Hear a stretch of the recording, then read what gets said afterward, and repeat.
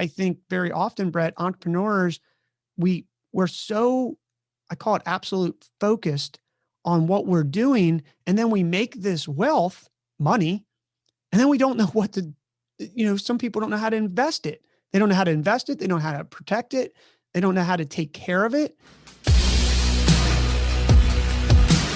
What's your passion and your focus for helping others or growing businesses? Tell us a little bit about the podcast too. Well, currently, Brett, a lot of people helped me along the way to my success that didn't need to help me. And I think after 2+ decades of being an entrepreneur and a lot of scars on my back, I felt like I could share a lot of the information that I've learned and mistakes like this. I didn't do that qualified small business stock exclusion right. Did I benefit from it? I certainly did.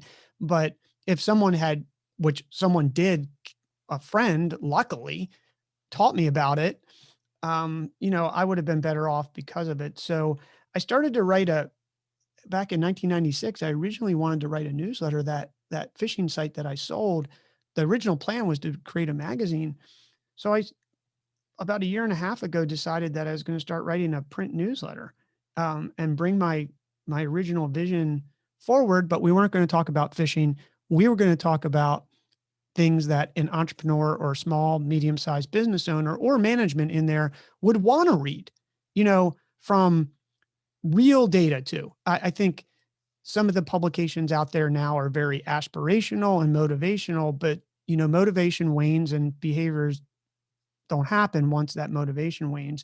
So I thought I would write about mind, body, and business with the idea of making you smarter, happier, and richer, along with investing advice that I had learned, because I think very often, Brett, entrepreneurs, we're so, I call it absolute focused on what we're doing. And then we make this wealth, money, and then we don't know what to, some people don't know how to invest it. They don't know how to invest it. They don't know how to protect it.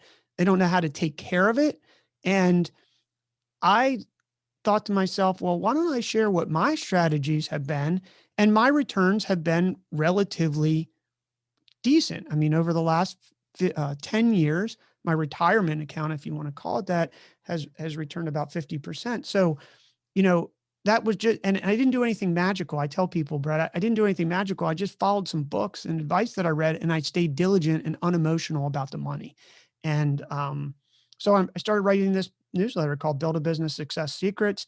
And then I did a podcast, actually been podcasting since 1997. If you can believe that. It wasn't called a podcast. It was more of a audio file on the internet. So I didn't have to type 4,000 words on a fishing report. But we have a podcast called Build a Business Success Secrets, where we talk about many of the same things. In the newsletter, we go much more into depth, just because we have the room and the time. And I'm not always willing to tell people the exact stocks that, although maybe I should go on Reddit and do that.